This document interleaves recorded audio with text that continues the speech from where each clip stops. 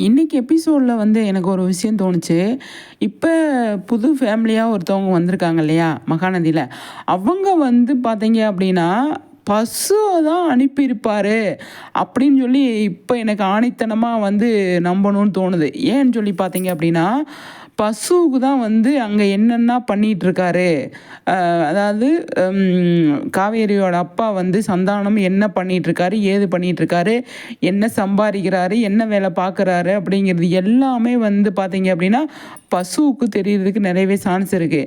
இப்போ பசு இல்லை அப்படின்னா வேறு யாராவது இவங்களை வந்து அனுப்பி வச்சிருக்கிறதுக்கு நிறையவே சான்ஸ் இருக்குது அப்படின்னு தான் நான் சொல்வேன்.